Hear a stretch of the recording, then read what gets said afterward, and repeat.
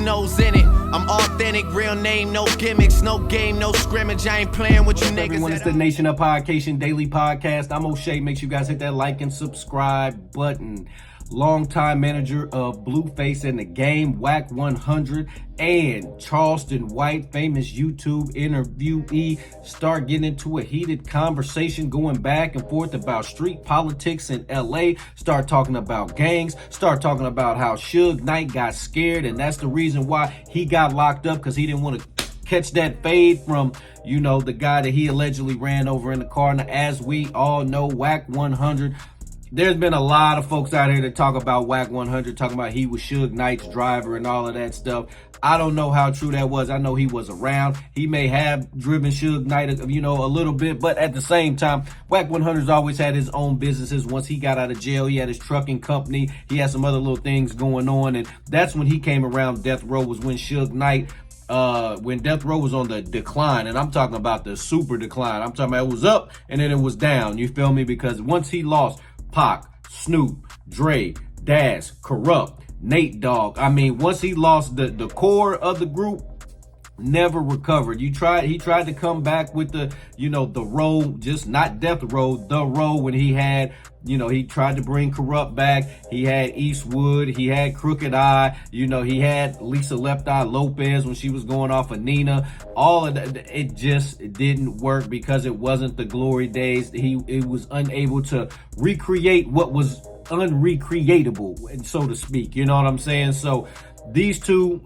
internet icons will say Wack 100 and Charleston White are going back and forth about Suge Knight. Let's take a look at this clip from this interview with Charleston White with Wack 100 as they are talking back and forth about the Suge Knight situation, about Death Row Records. Let's tune in. Security agency, but he only trusted, I think the nigga was like named Cortez or something. And he had a Benz where the passenger seat was out. He was sitting in the back seat and dude would drive. Now, he'd trust the homies to follow him. But Suge did so much weird shit, he never knew what motherfuckers do. Right. He did, right? So, let's get one thing straight. You wasn't a chauffeur? Never. So I never wore a Death Row chain. I refused that. So listen, let me ask you. I wasn't going to do the Simon Says shit. How you get in the industry? Nigga, you don't rap, you don't sing. How you get in this industry? Okay, so my first real business meeting was with Reggie Wright. Suge was in jail. You gotta remember, in the 90s, I was doing time. I wasn't around back then. I know. Right? So my homeboy, Pooh Ryder, rest in peace, he was in the penitentiary with Suge. Pooh, all he wanted to do was put work in, smash shit, which irritated the hell out of me because Suge had a name for them type of people. He called them crash dummies. And it irritated the hell out of me that my road dog was that. He was considered a crash dummy. He went and put the big Death Row thing on his back. He did all this shit. So one day he said, "Wack, could you take me up to Death Row to get my check?" So I drove him up there to get his check. Reggie was there, right? Reggie then told him when he met Wack, Wack pulled up in the Benz. I had the trucking industry, real estate industry. I was already doing what I was doing, right? I wasn't doing nothing in music. So Reg invited me to the Soul Train Awards, right? And this is when we had the Rumble with Nate Dogg and them. Keita Rock from 6-0 was still with us back then. And so shit kicked off. And, you know, you got homies and then you got warriors. And as things was going on, Reg and Keita Rock seen how it was moving, even taking control of the car. I wasn't finna, then after this shit went on, all these niggas used to be signed to Death Row. Ain't no way I'm finna let a chauffeur drive me back to this motherfucking location that these niggas didn't work out of the last decade or so, right? So I took control of the limo, parked up the street, make sure we walked down the street to make sure niggas wasn't waiting in ambushes. At that point in time, Keita Rock told Reggie, we need him around. I said, Reg, I want to discuss the business. Because I wrote a book in prison called Infiltration. And my idea was, it was 12 chapters. I wanted to put a song with each one of the chapters, put the CD on front of the book, came by one without buying another. At the time, it was rumored they was going to do Death Row Films. Suge is in the pen, so when Reggie talking to Suge, he like, yeah, man, Pooh Ryder homeboy come around. Suge knew my name from the joint. We just never did no time together, right? So every time I'm coming up there, it's business. When Suge came home, I said with Suge on business, I refused the Death Row chain. You hear when them niggas called him Simon? You know what that is? Hey man, go to the store, do that. Why I gotta do it? Because Simon said do it. Nigga, I wasn't going for none of that.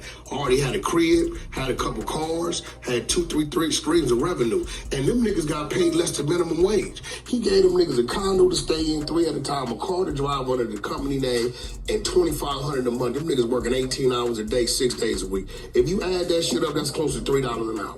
Yeah, sure, wrong hit the motherfucker. But they ain't going for it. No, they went for it. They going for it. You gotta remember when people say that, I don't even know where that come from. I believe SKG man started that shit, and SKG wasn't Well, there. you know that's the storyline into the trucking industry. You went from chauffeur. No. I was already in the trucking industry. Okay, well, Suge didn't come home till 02. Yeah.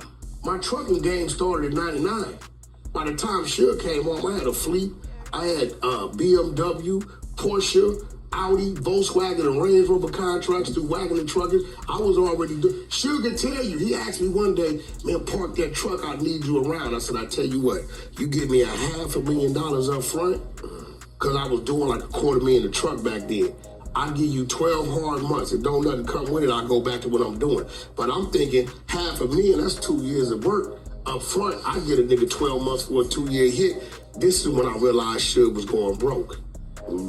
This when I seen it, right? And then when I really seen it is when he started asking me for money and for, you know what I'm saying?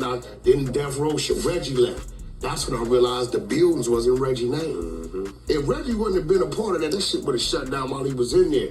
And then Lydia, I believe, won in my 03, 04. They took the name. That's when it became Death Row. By the Big U never saw Death Row as it was. So when he talking about he saw Suge with all his money, that's cap. Suge was already bankrupt, on his way. The bill hadn't been paid for in 6-7 months. He was squatting. By 2007, Suge was flat broke. He was sleeping on the couch in the Devil Lanes, the homie G Down and Mondoose, sleeping on their couch in the gutter. It's a fact. Yeah, shout out to them niggas. I used to see them give away Christmas trees and shit. Y'all don't remember, bro. Think about it. See, if y'all really think about it, y'all be caught up in a nigga naming what he did prior to. Think about it. What type of music mogul is catching a case for beating a prostitute on the Las Vegas Strip? If y'all think about it, that ain't no motherfucker who up. Yeah. You get what I'm saying? So I bro. When Suge went to jail, what kind of car he was driving? A pickup truck. You niggas is so caught up in what it used to be, they blinded what's right in front of them. I'm gonna ask you a question that you should have been trolling, but you never thought about. Why is Suge really in the penitentiary right now? For killing what's up, Bobby Louis brother, wasn't it? No, it wasn't Bobby Louis brother. He ran over the car.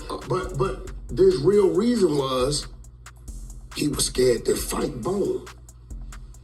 Bone wanted to fade. He fired on him through the window. Bam, bam, get out, nigga, get out.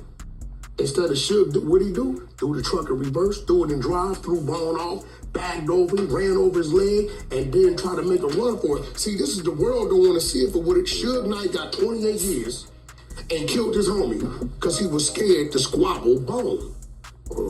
Think about what I'm telling you. All Bone wanted was a squabble. Wasn't no gun there. Bone had a walkie-talkie. All he wanted was a squabble. Why? Because you just went to Bone's place of business when they was filming Straight Outta Compton and called him a bitch and a hoe and told him he was only acting this way because the police was there. So Bone left the east side, went to the west side, called him, and took off on him through the window and said, get out, let's get out. So if Suge would have put it in park, opened the door and squabbled, Terry Carter still be alive, he would have never caught the murder. All right, nation, there you have it. Wack 100 telling it all. You hear Charleston White chiming in and things like that, talking about that Wack got started being Suge driver, and Wack had to explain himself. He said, nah, that ain't me. I wasn't the driver. I was already doing my own thing. You know what I'm saying? But Suge calls him the driver now. That's wild work right there, though. But that's the rumor, though. That is the rumor that everybody has kind of glossed over, that Suge Knight did not want to fight. He pulled up to the movie studio or whatever studio they was at, And Terry Carter, RIP, came out. He wanted to fade with him. He didn't want to get out of the car, and that's why. And he used the excuse saying, "Oh, he saw him with a piece on him, and it ended up being a walkie-talkie." That's a crazy story. So it's wild stuff that goes on in hip hop, especially with them West Coast boys. They do all that stuff. They always talking about catching fades and doing all of that stuff. And Suge clearly didn't want to catch a fade. At the same time, Suge was an old man at that point too. I mean, I don't care. Don't let the blackout fool you. Don't let the black beards fool you. You feel me? These niggas be old out here. You feel me? They be old as hell out here. Suge Knight was like 55, 60 years old. He wasn't trying to catch no fade back then. You know what I'm saying? He wasn't trying to do that no more. But he still was trying to hold up that image like he's that big, badass, tough guy that we saw back in 1994, 95, 96, doing his thing. It's a whole different era. That was 20 years later. So if Suge was in his early 30s then, he was in his mid 50s when he got arrested and got caught up doing all of that stuff. And you add it's been damn near 10 years of that, he's in his mid 60s now. So you know what I'm saying? Like, shout out to Suge Knight though. I mess with Suge Knight. I like Suge Knight. I've met Reggie Wright Jr. Suge Knight, hey, he when he put down Death Row Records, he changed the game. He gave us Snoop Dogg, Dr. Dre, and let them be able to put themselves out there as far as being creative and doing their own thing. He gave us the Dog Pound with Daz and Corrupt. He gave us, he got Pac out of jail and gave us some of the most iconic Tupac music that we've ever heard. So shout out to Suge Knight. But he was stuck living in the 90s when things started to change. Like I said, that bully mentality that ended in the 2000s, and folks was calling police and having police security and all of that. And you couldn't do the stuff that you did in the 80s and the 90s that you did in the 2000s and up to now. You can't walk into somebody's business and just start beating them up and making them sign stuff, because they're gonna have lawyers, security. They're gonna have, it's over with. You know what I'm saying? Back then, that was when rap was new. It was still street. It was still hood. You feel me? That wasn't going on like that back then. There was no police protection like that. But nowadays, these dudes roll with armed guards, security guards, off-duty police officers, as they should. They worth millions of dollars. Why wouldn't you do that?